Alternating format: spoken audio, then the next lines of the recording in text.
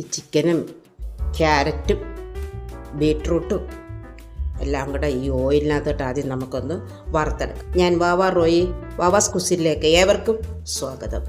ഇതെങ്ങനെയാണ് ഉണ്ടാക്കുന്നതെന്ന് വീഡിയോ ആദ്യം മുതൽ അവസാനം വരെ ഒന്ന് കാണുക. ഈ പാത്രത്തിനകത്തോട്ട് 2 സ്പൂൺ ചുമന്ന മുളക് പൊടി, 1 സ്പൂൺ കുരുമുളക് പൊടി, 1/2 സ്പൂൺ മഞ്ഞൾ പൊടി, 1 സ്പൂൺ ഇഞ്ചിയുടെ പേസ്റ്റ്, 1 സ്പൂൺ വെളുത്തുള്ളിയുടെ പേസ്റ്റ്, ഉപ്പ് ഇത് നമുക്ക് ഇതിനകത്തോട്ട് ഇട്ട് കൊടുക്കാം. ഈ ചെറിയ സ്പൂണിന് 1 സ്പൂൺ ഗരം മസാല ഇട്ട് കൊടുക്കാം, 1 സ്പൂൺ കട്ട തൈര് ഇട്ട് കൊടുക്കാം, 1 സ്പൂൺ ബട്ടർ ഇട്ട് കൊടുക്കാം, 1/2 സ്പൂൺ പഞ്ചസാര ഇട്ട് കൊടുക്കാം. ഇതെല്ലാം കൂടെ നമുക്ക് വൃത്തിയായിട്ടൊന്ന് ഇളക്കി യോജിപ്പിച്ചെടുക്കണം. ആ മസാല നമ്മൾ വൃത്തിയായിട്ട് യോജിപ്പിച്ച് വെച്ചു. അതിനകത്തോട്ട് ബോൺലെസ് ചിക്കൻ, 1 പൊട്ടറ്റോ അരിഞ്ഞത്, 1 ക്യാരറ്റ് അരിഞ്ഞത് അതിട്ട് കൊടുക്കും. ആ മസാലയെല്ലാം അതിനകത്ത് നല്ല വൃത്തിയായിട്ട് പിടിക്കണം. വൃത്തിയായിട്ട് നമുക്കൊന്ന് ഇളക്കിയെടുക്കാം. അത് വൃത്തിയായിട്ട് ഇളക്കി യോജിപ്പിച്ചു. നമ്മൾ വൃത്തിയായിട്ട് അത് ഇളക്കി യോജിപ്പിച്ചത് 1/2 മണിക്കൂർ നമുക്ക് അടച്ചു വെക്കാം. തവയിലോട്ട് നമുക്ക് ഓയിലൊഴിച്ചു ഈ മാരിനേറ്റ് ചെയ്ത് വെച്ചേക്കുന്ന പീസസ് ക്യാരറ്റും പൊട്ടറ്റോയും ചിക്കനും എല്ലാം കൂടെ നമുക്ക് ഒന്ന് ഫ്രൈ ചെയ്തെടുക്കാം.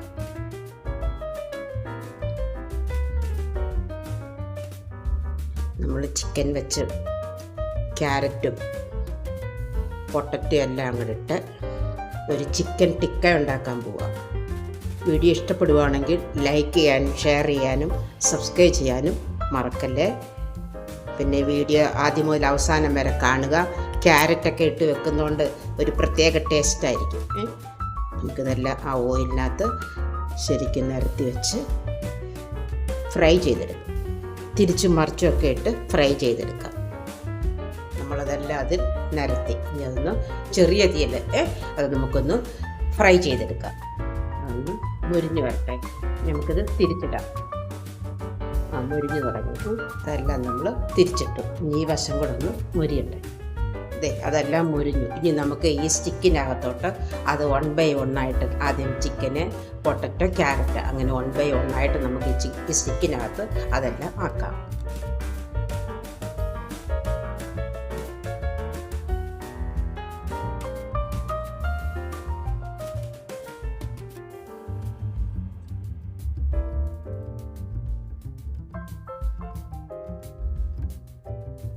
ചിക്കൻ, ക്യാരറ്റ്, പൊട്ടറ്റോ അങ്ങനെ ഇടകലർത്തി ഈ സ്റ്റിക്കിനകത്ത് നമുക്കതെല്ലാം റെഡിയാക്കണം. നിരത്തി വെക്കാം. ആ സ്റ്റിക്കിനകത്ത് നമ്മളതാക്കി ഇതേപോലെ 1-2 സ്റ്റിക്ക് എടുത്ത് അതെല്ലാം നമുക്കിതിനകത്ത് ആക്കാം. എന്നിട്ട് അതിനകത്ത് സവാള റൗണ്ടിൽ കട്ട് ചെയ്തിട്ട് കഴിക്കുക. Chicken, carrot, potato tikka ready. ഇന്നത്തെ വെറൈറ്റി ആയിട്ടുള്ള ഒരു ഡിഷ്.